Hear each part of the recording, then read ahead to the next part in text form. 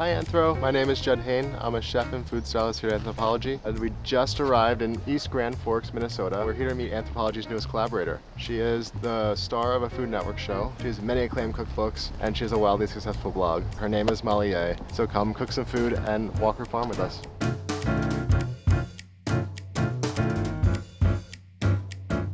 Molly. Hey, John. So nice to see you. Good to see you. Welcome to town. Thanks so much for having us. East Grand Forks showed up for you. It really did. So this is the Red River of the North right here. Okay. It divides East Grand Forks, Minnesota from Grand Forks, North Dakota. Okay. Actually, what's interesting about this Bernie's building, it was really big during Prohibition. Oh, cool. Because this river runs all the way up to Canada. They would bring like alcohol down from Canada and they have found tunnels in the basement. No way. A lot of crazy history. Oh, come to the farm. Really? Yeah. You sure? Yes. Welcome to the farm. Thanks, Molly. This looks incredible. Thank you. So this is the Hagen farm. Okay.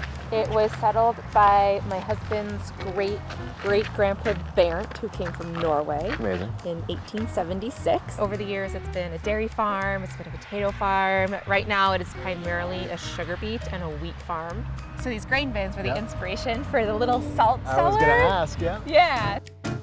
This is Coco. Coco just appeared one day. Coco's brother, Sven, is who the cat croc is modeled after. The cat croc took a few different forms. First, it was supposed to be a little croc for measuring spoons. And then at some point, it morphed into an almost more lifelike size. Should we go pick some rhubarb? Let's do it. Look at that. That's a great bowl. 'Tis the season. Okay, come on in. Thank you. Have you ever had a hot dish before? No, first time. Okay.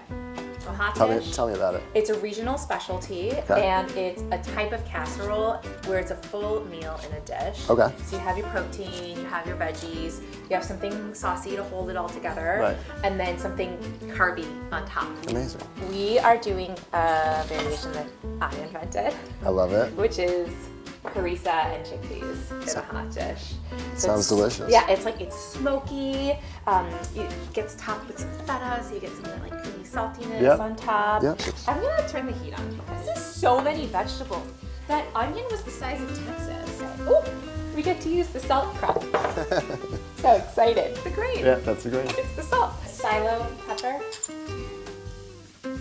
Most hot dishes, you just open up a can and put the vegetables in, but Not this one. we're chefy. Yeah. Wow, that garlic looks perfect. All of these beautiful uniform cubes that you have chopped are just extremely satisfying.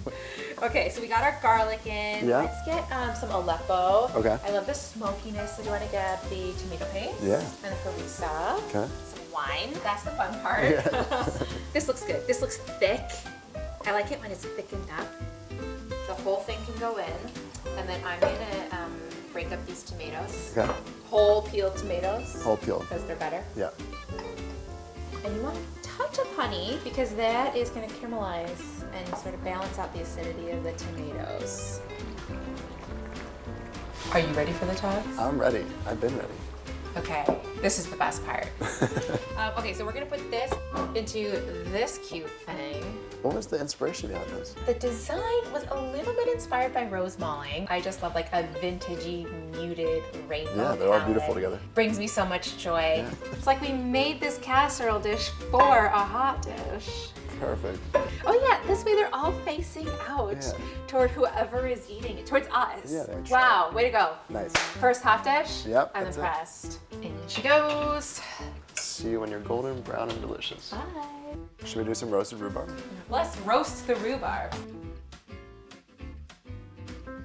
I'll let you salt it. Okay. I'm gonna zest it.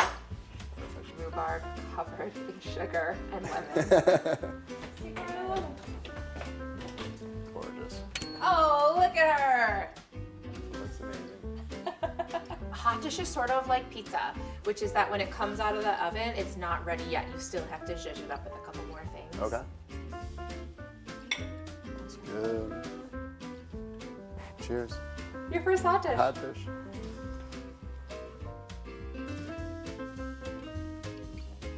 The harissa comes through, it's a little spicy.